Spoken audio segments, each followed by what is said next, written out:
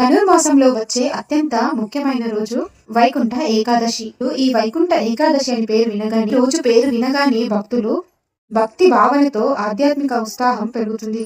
సాధారణ ఏకాదశిల కంటే అత్యంత విశిష్టతను కలిగి ఉన్నటువంటి ఏకాదశి. ఎంతో గొప్ప ఏకాదశి. భక్తి శ్రద్ధలతో వ్రతం ఆచరించడం వలన జన్మ పాపాలన్నీ కూడా తొలగిపోతాయి, మోక్ష మార్గం కలుగుతుంది. వైకుంఠ ఏకాదశి కేవలం ఒక ఉపవాస దినమే కాదు, మన జీవన విధానాన్ని, ఆలోచన ధోరణను శుద్ధి చేసుకునే అవకాశంగా భావించాలి. సంవత్సరంలో 24 ఏకాదశిల్లో ధనుర్మాసంలో వచ్చే ఏకాదశికి ప్రత్యేక స్థానం ఉంది. ఈరోజు దేవతలంతా కలిసి భూలోకానికి వచ్చి మహావిష్ణువుని సేవిస్తారని, అందుకే దీనిని ముక్కోటి ఏకాదశి అని పిలుస్తారు. ఈ వ్రతం ఆచరించడానికి దశమి రోజు నుంచి ఈ నియమాలను పాటించాలి అనే విషయాలను ఇప్పుడు ఈ వీడియోలో వివరంగా తెలుసుకుందాం. ఈ వీడియోను ఎక్కడ కూడా స్కిప్ చేయకుండా పూర్తిగా చూడండి. అప్పుడే మేము ఏం చెప్తున్నామో మీకు పూర్తిగా అర్థమవుతుంది. అలాగే మన ఛానల్ను మొదటిసారి చూసినట్లయితే సబ్స్క్రైబ్ చేసుకోండి. మరిన్ని వీడియోస్ కోసం మన ఛానల్ను లైక్ చేయండి, షేర్ చేయండి. దశమి రోజు తేలికపాటు ఆహారాన్ని మాత్రమే తీసుకోవాలి. కోపం, అసత్యం, ద్వేష భావనకి దూరంగా ఉండాలి. శరీరాన్నే కాదు మనసును కూడా నియంత్రించుకోవడంలో సహాయపడుతుంది. ఏకాదశి రోజున బ్రహ్మ ముహూర్తంలో నిద్రలేచి స్నానం చేసి అనంతరం శుభ్రమైన వస్త్రాలను ధరించాలి.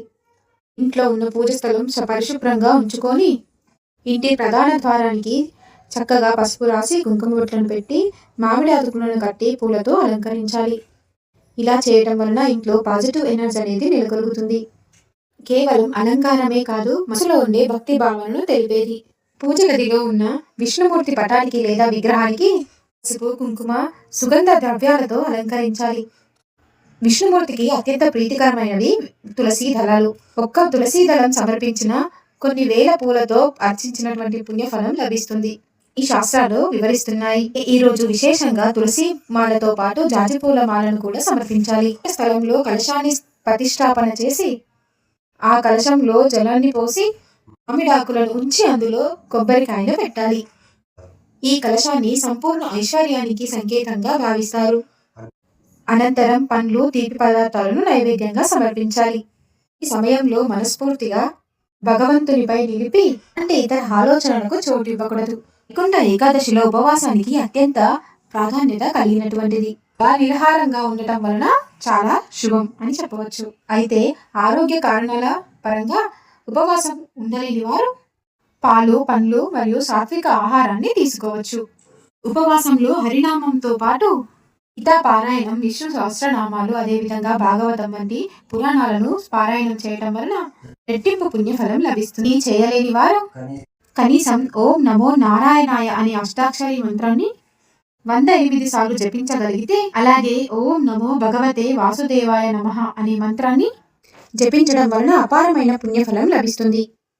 ఇంట్లో పూజ పూర్తయిన తర్వాత మీ ఇంటికి సమీపంలో ఉన్న విష్ణు ఆలయానికి వెళ్ళి విష్ణుమూర్తిని దర్శించుకోవాలి. చాలా మంచి ఫలితాలను చేకూరుస్తాయి.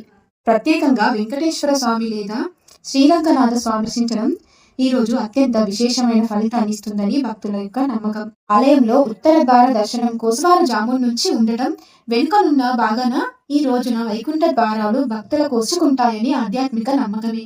వైకుంఠ ఏకాదశి వ్రతం అనే ఫలితాల కోసం చేసే ఆచారం కాదు. ఇది మనసులో ఆహ్లాదకరాన్ని పెంచి భక్తి భావనతో విష్ణుమూర్తిని పూజించడం వలన సకల సంపదలు చేకూరుతాయి.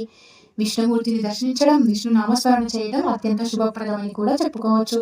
బలమైన మనసుతో, సంపూర్ణ భక్తితో ఈ వ్రతాన్ని ఆచరించినప్పుడు మన జీవితంలో ఉన్న ప్రశాంతత, సంతృప్తి, ఆర్థికంగా ఆనందాన్ని తెచ్చిపెడుతుంది. భక్తుల యొక్క కోరికలను తీరడానికి ఆ స్వామివారు ఎప్పుడు అనుగ్రహిస్తూనే ఉంటాడు. కోరికలను తీరుస్తూ విష్ణుమూర్తి పూజలను అందుకుంటూ ఉంటాడు. ఈ పవిత్రమైన రోజు ప్రతి ఒక్కరి జీవితంలో వెలుగులు నిండుతాయి. ఈ హరినామ స్మరణ చేయడం వలన కోటి జన్మల పుణ్యఫలం లభిస్తుంది. శ్రీహరి యొక్క కృప ఎల్లప్పుడూ మీపై ఉంటుంది. మీరు కోరిన కోరికలు నెరవేరుతాయి. వైకుంఠ ఏకాదశి మహిమ మనసులో కొని ఈ వ్రతాన్ని ఆచరించడమే నిజమైన సాధన అని చెప్పుకోవచ్చు. ఈరోజు విశేషంగా భక్తి శ్రద్ధలతో ఆ విష్ణుమూర్తిని పూజిస్తూ విష్ణు సహస్ర నామాలను పారాయణం చేస్తూ వీలైతే విష్ణు భగవాన్ యొక్క ఆలయానికి వెళ్ళి ఆ విష్ణుమూర్తిని దర్శించుకొని 2 దీపాలను వెలిగించి మనస్ఫూర్తిగా ఆ స్వామివారిని వేడుకోండి. ఇక అన్ని మంచి జరుగుతాయి. ఆ వెంకటేశ్వర స్వామి వారి యొక్క కృపా కటాక్షాలు మీపై కలుగుతాయి. ఈ రోజు విశేషంగా ఎవరైతే ఈ వ్రతాన్ని ఆచరిస్తారో ఉపవాసం ఉండి భక్తి భావనతో నామస్మరణ విష్ణు నామస్మరణని చేయండి, అన్ని శుభాలే చేకూరుతాయి. ఇంతటి విశిష్టత కలిగినటువంటి ఈ వైకుంఠ ఏకాదశికి చాలా శక్తి అనేది కలిగినటువంటిది కాబట్టి విశేషంగా పూజను ఆచరించండి, మంచి ఫలితాలను పొందుతారు. తెలుసుకున్నారు కదా, మరిన్ని ఆధ్యాత్మికకరమైనటువంటి విషయాల కోసం మన ఛానల్ను లైక్ చేయండి, షేర్ చేయండి, సబ్స్క్రైబ్ చేయడం మర్చిపోకండి.